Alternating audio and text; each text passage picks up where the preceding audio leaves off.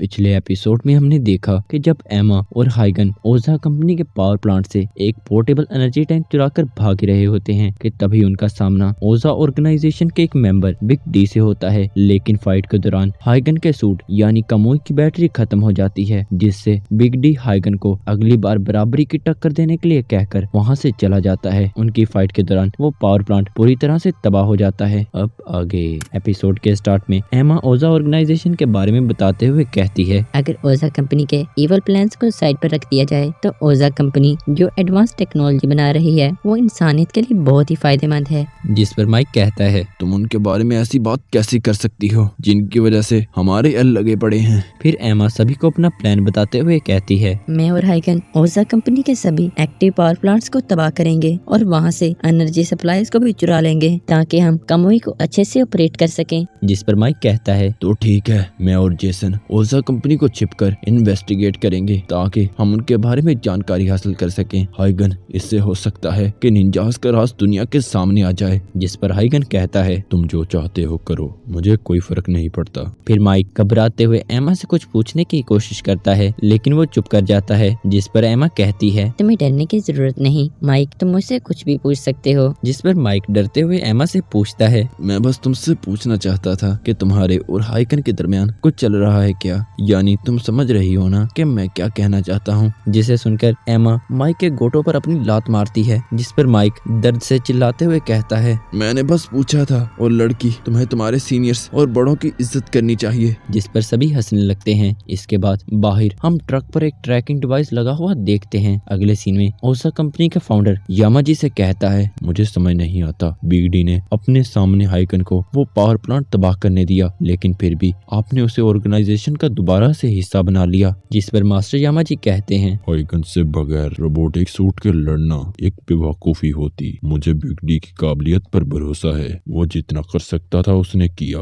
लेकिन उसकी इसमें कोई गलती नहीं है। जिस पर ओसा कंपनी का फाउंडर बहुत ही ज्यादा गुस्से में आ जाता है और कहता है, आखिर इसमें उसकी गलती कैसे नहीं है? उसकी वजह से सब कुछ बिगड़ चुका है। वो आप ही थे जो अपने प्लान को जल्दी से पूरा करना चाहते थे, लेकिन तुम्हारे बेवकूफ निंजास की वजह से मुझे कमेटी के मेंबर्स को जवाब देना पड़ रहा है। मैं इस दुनिया को एक गेम की तरह जीतने के करीब ही हूँ। मैं अपनी महारत से इस दुनिया को बदल के रख दूंगा, और अगर तुम्हारे निंजास फिर से मेरे रास्ते में आए तो उनका अंजाम अच्छा नहीं होगा यामाजी। जिस पर मास्टर यामाजी कहते हैं, ये सब तुम्हारे लिए एक गेम है। जिस पर ओजा सिटी का फाउंडर कहता है, हाँ, और मैं ही इस गेम को खेलने के लायक हूँ। जिसे सुनकर यामाजी कहते हैं, हम निंजास का काम किसी भी कीमत पर तुम जैसे कमीनों को इस दुनिया से खत्म करना है। मास्टर यामाजी की ये बात सुनकर फाउंडर बहुत ही ज्यादा डर जाता है, लेकिन फिर वो आगे बढ़ते हुए कहता है, तो यामाजी ठीक है, इसे याद रखना, अगर तुम्हारा कोई भी निंजा फिर से मेरे रास्ते में आया तो उसका अंजाम अच्छा नहीं होगा। फिर ओजा कंपनी के फाउंडर का होलोग्राम वहाँ से गायब हो जाता है। हम देखते हैं कि उन पर एक कुएं ने नजर रखी हुई होती है। अगले सीन में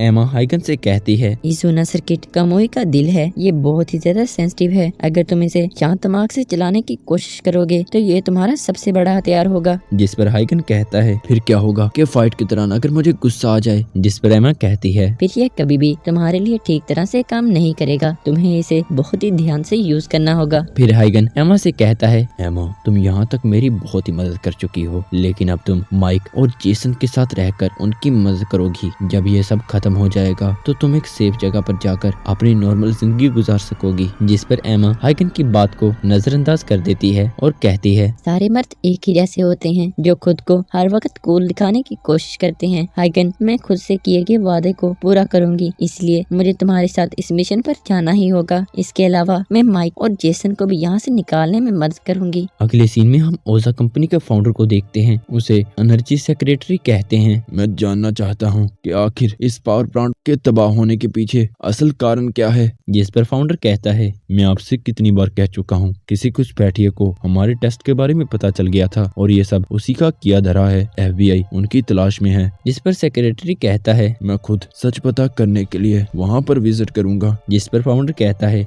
ये नामुमकिन है, मैं इतना रिस्क नहीं ले सकता, इससे हमारी टेक्नोलॉजी चोरी हो सकती है। इसके अलावा मैंने टेस्ट के सभी रिकॉर्ड्स आपको भेज दिए हैं। जिस पर सेक्रेटरी कहता है, मैंने पहले शहर में होने वाले धमाके को किसी तरह से दबा दिया था, लेकिन इस बार वाला मामला बिल्कुल ही अलग है। मुझे पता है कि तुमने सभी ऑफिसर्स को रिश्वत देकर उनका मुंह चुप करवा दिया है, लेकिन तुम पब्लिक का मुंह कैसे चुप करवाओगे? सेक्रेटरी की इन बातों को सुनकर फाउंडर बहुत ही ज्यादा गुस्से में आ जाता है और कहता है, तुम बेवकूफ लोग बस बकवास करना जानते हो। वो मैं हूँ जो तुम्हारे ख्वाबों को हकीकत में बदलने के लिए पूरी तरह कोशिश कर रहा हूँ। जिसे सुनकर सेक्रेटरी फोन काट देता है। इसके बाद फाउंडर डायरी से बिग डी को कॉल लगाने के लिए कहता है, लेकिन हम देखते हैं कि बिग डी अपने बाल कटवा रहा होता है, जिसकी वजह से वो कॉल नहीं उठाता। बाल काटने वाला पर्सन बिग डी से कहता है, तुम्हें फोन उठा लेना चाहिए था। जिस पर बिग डी कहता है, मैंने ये टाइम खास तौर पर अपने बालों को कटवाने के लिए लिया है। इसके अलावा मैं वो कर चुका हूँ जो वो चाहते हैं। हम देखते हैं कि एमा की वैन पर वो ट्रैकर किसी और ने नहीं बल्कि बिग डी ने लगाया होता है और वो उनकी लोकेशन पर नजर रखे हुए होता है। दूसरी तरफ बिग डी के कॉल काटने की वजह से ओजा कंपनी का फाउंडर बहुत ही ज्यादा गुस्से में आ जाता है। अगले सीन में हम जाई को कहीं जाता हुआ देखते हैं। ओजा कंपनी का फाउंडर जाई से कहता है, काफी देर बाद मुलाकात हुई आप। वैसे मैं तुमसे कुछ कहना चाहता हूँ। अगर मैं बॉस होता तो मैं हाइगन को मारने के लिए तुम्हें कभी नहीं रोकता। ये कहकर फाउंडर वहाँ से चला जाता है। फिर जाई लैब में रोबोटिक सूट को देखने के लिए आता है और एक साइंटिस्ट से पूछता है, ओजा कंपनी का फाउंडर वो यहाँ क्या करने आया था? जिस पर एक पर्सन बताता है, वो खुद बिग डी के रोबोटिक सूट की मेंटेनेंस को चेक करने के लिए आए थे। ऐसा पहली बार हुआ है कि उन्होंने किसी रोबोटिक सूट की मेंटेनेंस को चेक किया है। फिर जाई अपने रोबोटिक सूट के बारे में पूछता है, जिस पर साइंटिस्ट उसे बताता है, आपका रोबोटिक सूट बस तैयार होने ही वाला है। जल्द ही ये अपनी पूरी पावर के साथ यूज करने के लिए काबिल हो जाएगा। इसके बाद हम अगले सीन पर शिफ्ट होते हैं, जहां हाइगन अपने सूट कामुई को डिटेल से समझने के लिए कुछ पढ़ाई कर रहा होता है। तभी उसके पास माइक आता है और कहता है, प्लीज हाइगन मुझ पर एक एहसान करना।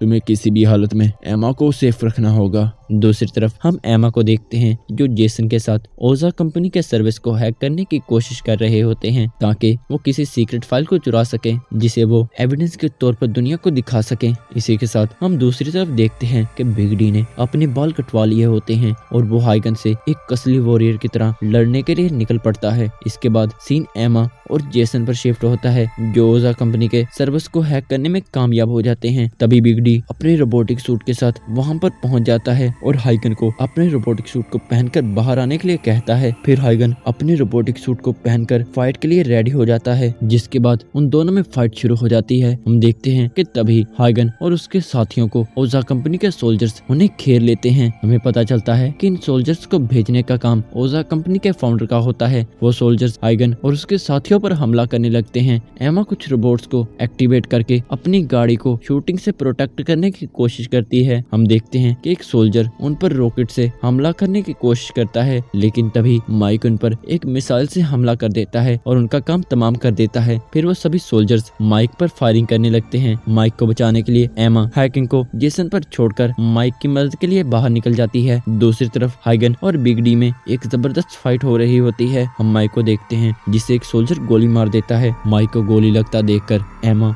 बहुत ही ज्यादा घबरा जाती है, लेकिन हम देखते हैं कि माइक ने एक बुलेट प्रूफ जैकेट पहनी होती है जिसकी वजह से वो बच जाता है। माइक को जिंदा देखकर एमा की जान में जान आती है। दूसरी तरफ लड़ाई के दौरान हाइगन अपनी तलवार को बिग डी के सीने में घुसा देता है। बिग डी हाइगन से कहता है, ओह क्या शानदार लड़ाई थी। इससे मुझे ऐसे लगा कि मैं पहली बार एक असली वॉरियर से लड़ा हूँ। तभी एमा भी वहाँ पर आ जाती है। फिर बिग डी हाइगन से कहता है, मुझे खुशी है कि मैं अपने आखिरी वक्त में एक सच्चे वॉरियर की तरह लड़ते हुए मरा हूँ। चलो हाइगन आगे बढ़ो और मेरा खेल तमाम कर दो। फिर हाइगन उसे मारने के लिए आगे बढ़ने लगता है, लेकिन हम देखते हैं कि तभी बिग डी के सूट से तेज रोशनी निकलने लगती है। हमें पता चलता है कि बिग डी के रोबोटिक सूट में ओजा कंपनी के फाउंडर ने एक बॉम्ब प्लांट कर दिया था ताकि वो सभी को मार सके, लेकिन मरते वक्त बिग डी हाइगन को अपने रोबोटिक क्रिएचर से कवर कर देता है। माइक एमा को बचाने के लिए भागता है, लेकिन एमा उसे अपने रोबोटिक सूट के साथ रोक देती है। तभी वहाँ पर एक बड़ा ब्लास्ट होता है। हम देखते हैं कि इस ब्लास्ट से बिग डी मारा जाता है और एमा